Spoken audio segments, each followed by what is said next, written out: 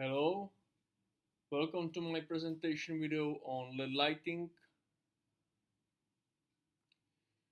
My name is Martin Hlavačka, and in this video I'm going to talk about LED technology, its constraints and recommendations, how to correctly choose protective devices, and outdoor LED lighting.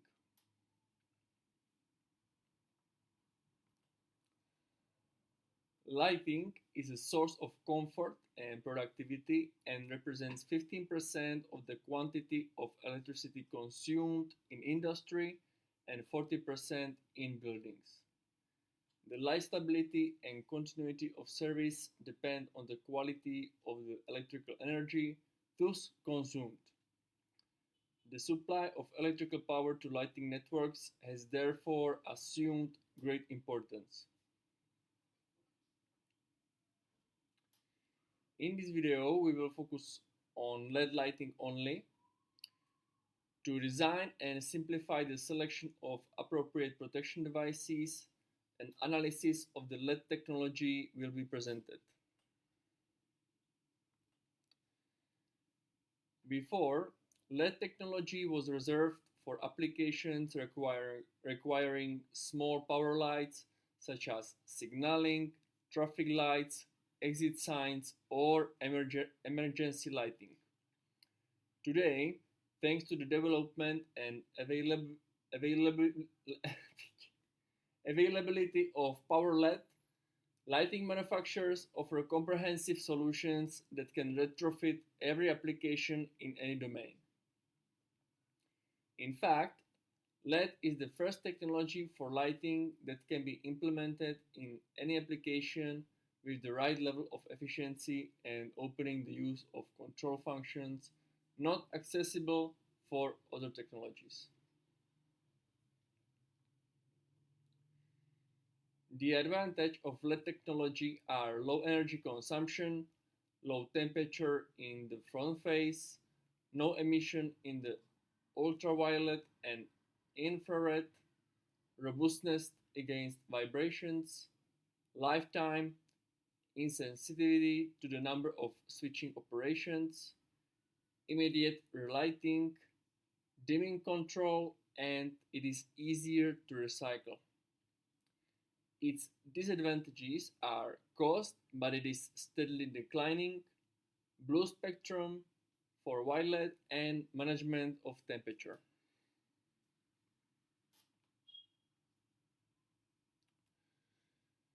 To better understand why the use of LED lighting can result in these remarkable efficiency gains, basic technology needs to be first explained. LED or light emitting diode is the diode type semiconductor that emits light when a current passes through it. LED semiconductor materials convert electrical energy into light. The LED component in the substrate and primary optical unit of the light assembly. The purpose of the LED component is to protect the semiconductor and to conduct the heat generated from the LED to dissipation systems. The LED module is the assembly of one or more LED components with optical, mechanical, and thermal elements. LED luminaire is a complete system consisting of an LED module, a housing, an optical reflector, wiring, connectors, joints, a heat dissipation system, and in most cases, the driver. Driver is an electronic device that can convert the electric power of a low voltage AC electrical network into electrical power appropriate for the LED luminaire. The driver may be external or internal to the luminaire. A driver can power one or more luminaires. The light dimming function can be embedded in this system.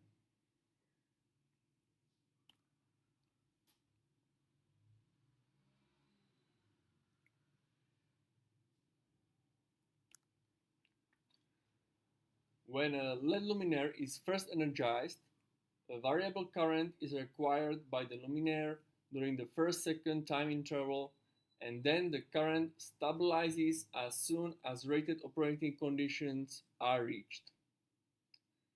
Three transient fundamental events occur during the startup phase.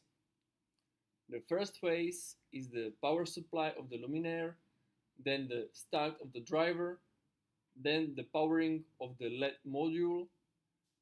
This is the moment when the light is on, and then the luminaire transitions to the steady state operating conditions. The image on the right illustrates the various stages involved in energizing the luminaire. In the initial moments after a luminaire is energized, a significant transient current appears due to the capacitors used to perform the power factor correction. It can be up to 250 times the rated current depending on the characteristics of products. The power factor of LED luminaires is generally greater than 90% since the luminaire driver includes a power factor correction stage. The duration of this transient current is less than 1 millisecond. Once the inrush current has passed, a time range of between 100 milliseconds and 1.5 seconds elapses. During this time, the driver is initialized. The current consumed during this phase is less than the rated current. Once the driver is initialized, the LED module is energized and light appears. An overload of about twice the rated current occurs during the initial period of power supply of the module containing the LEDs. Then the steady state operating condition occurs.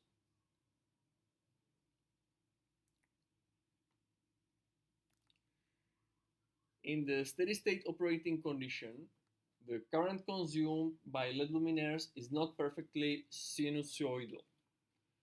The total harmonic distortion of current ranges between 10 to 20%.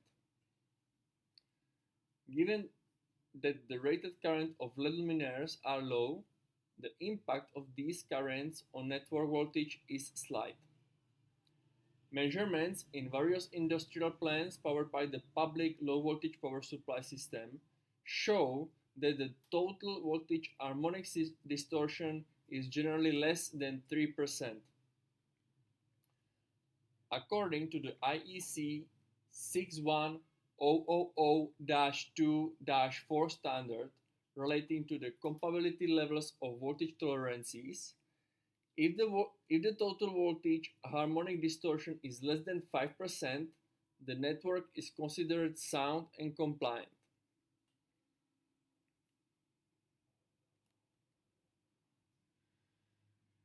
When energizing the LED luminaire, common mode currents occur, which are currents flowing without closed by opposing currents. This unopposed portion of the current is referred to as common mode current. Common mode currents can result in radiation, which can then result in interference or distortion. How does LED technology deal with this challenge? In the following example, measurements were performed by first energizing 20 luminaires that were isolated from the Earth. Given the configuration, the leakage current could only be looped back via the protective earth conductor of the power cable. For switching on at the zero voltage, the leakage current is practically zero.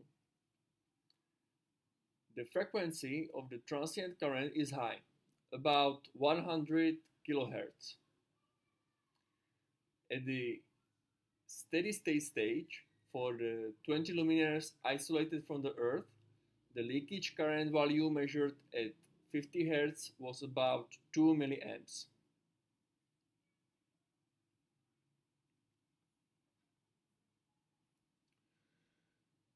To understand the impact that LED technologies will have on existing electrical networks, it is important to analyze the behavior of all key elements in the network. Now, we are going to go through potential risks to consider and also some recommendations for mitigating those risks. The risk related to circuit breaker selection. The choice of circuit breaker characteristics depends on the nature of the load powered. The rating depends on the cross-section of the cables to be protected, and the curves are chosen according to the load's inrush current. When switching on LED luminaires, very significant inrush currents occur up to 250 times the nominal current according to the type of driver for less than 1 millisecond. This was already mentioned. Normative curves according to the standard used for circuit breaker certifications give the circuit breaker stripping threshold for currents maintained for 10 milliseconds or more. For transient currents of duration less than 10 milliseconds, no normalized curve exists. The peak value of the total current at switching on depends on the energizing time, the number of luminaires forming the lighting circuit, and the short circuit power and architecture of the network.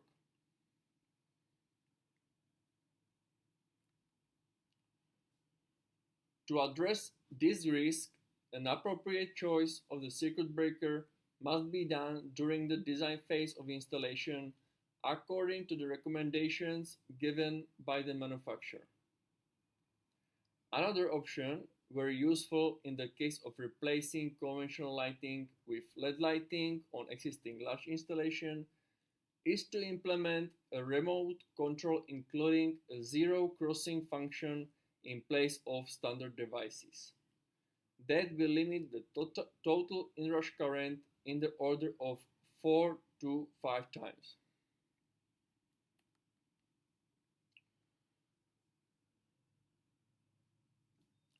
The risk relating to earth leakage protection device. The leakage current is at maximum for switching on at the voltage peak. The frequency of this transient current is high, about 100 kHz. For switching on at zero voltage, the leakage current is practically zero. The permanent earth leakage current at 50 Hz is generally less than 1 mA for a luminaire. Given that lighting circuits are protected by earth leakage protection devices of 300 mA rating in commercial applications, a large number of luminaires can be installed downstream of a protective device. For a frequency of 100 kHz, the current is not detected by the earth leakage protection devices.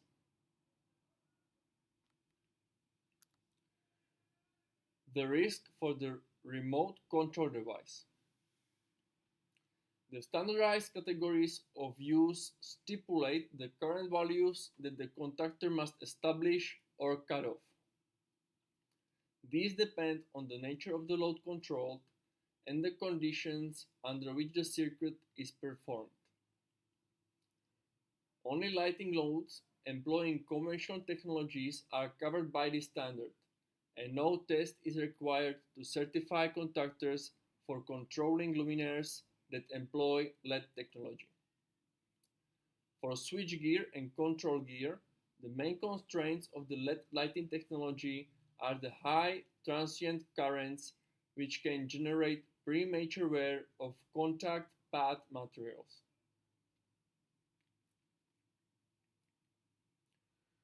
Contactor and impulse relay deratings given by the manufacturers must be taken into account in the design phase to obtain the right coordination level with LED lighting.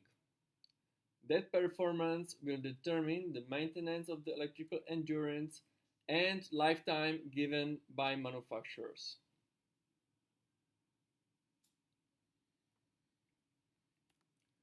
technique exists to limit the current peak on the energization of circuits with capacitive behavior like a driver.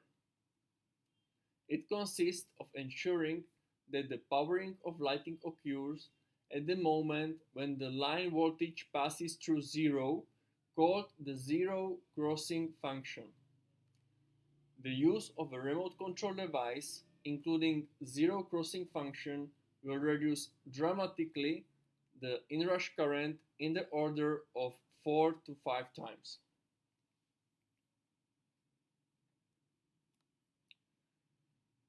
The zero crossing function operates the way that when the control voltage is applied to the relay input, an internal static component performs the switching function at zero crossing of the voltage wave. The accuracy of the connection to the network is excellent. The inrush current is then reduced. As a result, it is possible to use circuit breakers without derating. The number of luminaires that can be powered by a single circuit is limited only by the thermal withstand of the smart relay.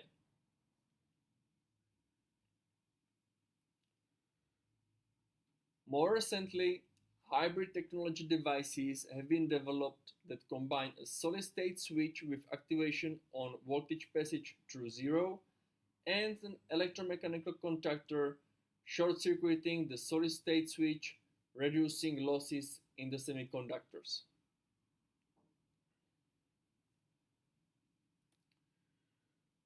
For three-phase circuits with a power supply of luminaires between a phase conductor and the neutral conductor, switchgear and control gear of the 3-pole type are preferable to a control device of the 4-pole type. Not switching the neutral pole will help to prevent a harmful voltage surge at power frequency from being applied across the terminals of the luminaire if the neutral conductor fails to close.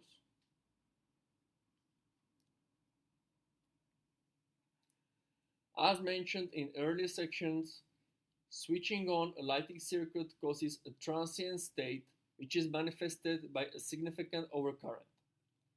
This overcurrent is accompanied by strong voltage fluctuations applied to the load terminals connected to the same circuit.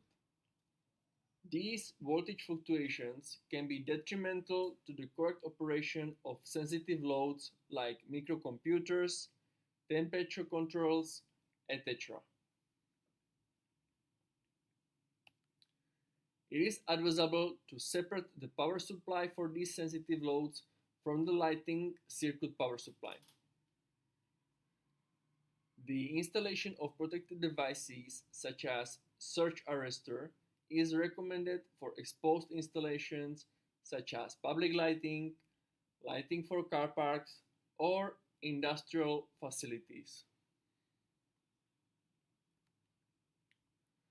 LED luminaires are characterized as nonlinear loads, generating harmonic currents. When several such luminaires are supplied between phase and neutral on a three-phase circuit, the third harmonics and multiples of 3 in each phase are added together in the neutral, which can cause an overload of the neutral conductor. The typical harmonic 3 ratio created by lighting is 10 to 20% for 10 to 200 watts LED lamps.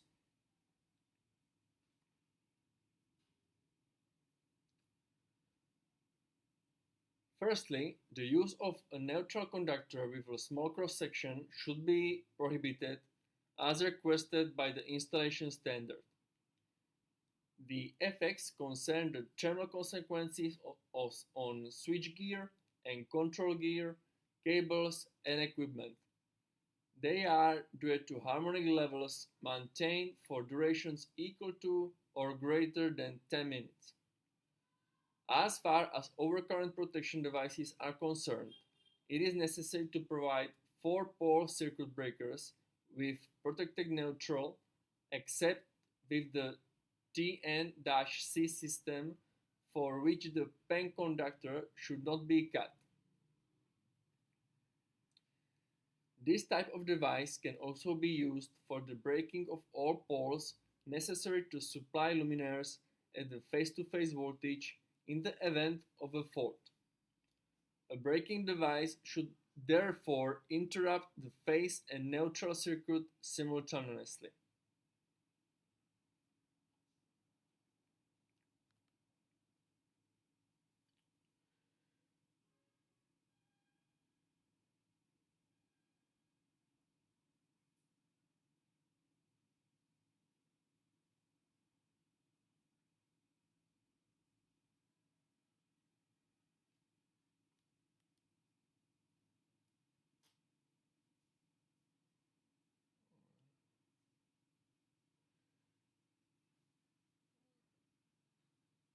Due to the high transient inrush current during energization, the circuit breaker can trip.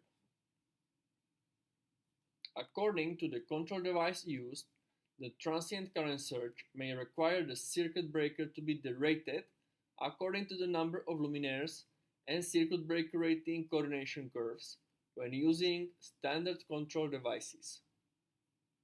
Or, the transient current surge may be reduced by the use of soft start using a command integrated into the driver or a dimmer switch or control contactor that closes when the voltage passes through zero. The rating is related to the power factor of the lighting circuit. These technologies allow circuit breakers without the rating related to the technology of the lamps to be used.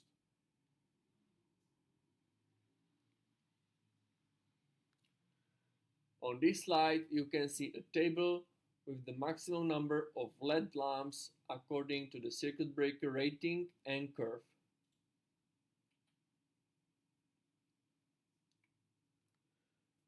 On this slide, you can see a table with the maximum number of LED lamps for each contactor or relay.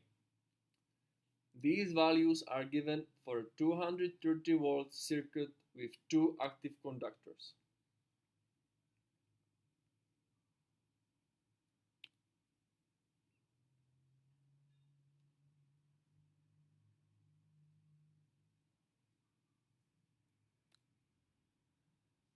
Now we are going to talk about outdoor LED lighting protection.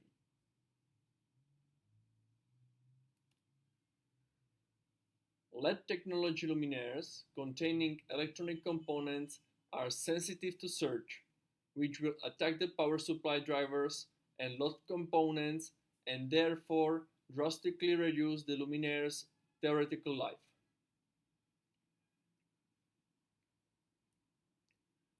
The effects of lighting strokes can be approached in two ways. When the component examined is the one that receives the lighting, this is a case of a direct lighting stroke, and when the component examined merely sustains effects, this is an indirect lighting stroke.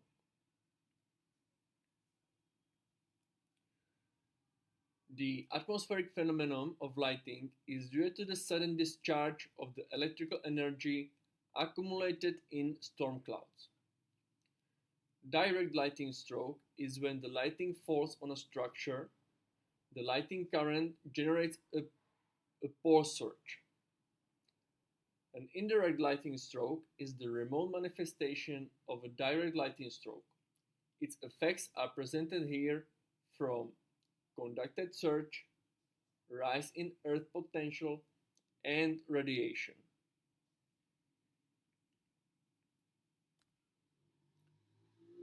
Temporary overvoltage.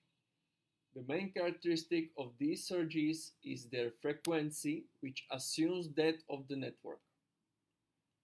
These overvoltages could be generated by a fault in the power system, as neutral braking, for example.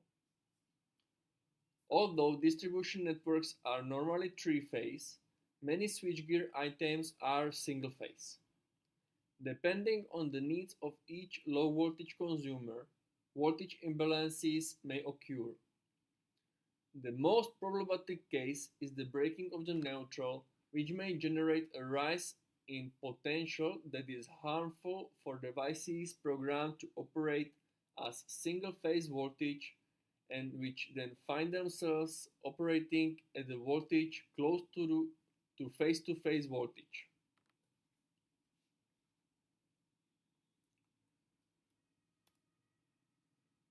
Surge protection devices must be used to protect public outdoor LED lighting installation.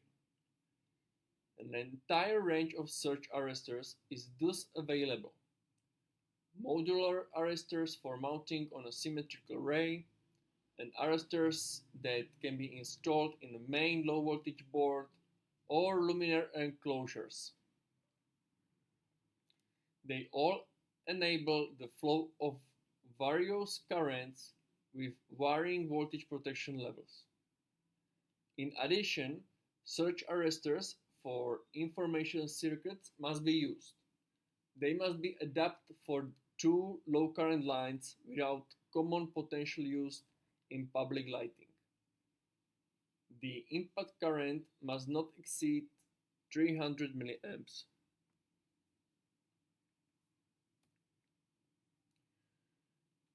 The protection against temporary overvoltage is secured by a voltage threshold tripping device. This protective device will trip when the voltage across its terminals exceeds its nominal value.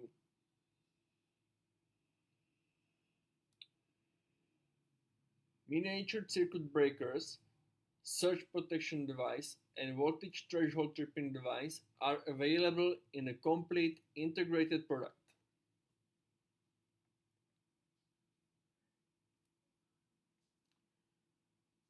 The complete installation protection for outdoor LED lighting with zero crossing contactor, surge protection devices, and voltage threshold tripping device is represented in the image. We can see in the image that surge protection devices are installed in the streetlight main switchboard and the junction box located at the bottom of the lighting columns. These protections are easily accessible for service, and in case of failure, replacement is quick and easy. The connection of the metallic lighting columns to the earthing system allows the adjustment of different parts of the lighting system to the same potential, thus significantly reducing the overvoltages that occur on the luminaires.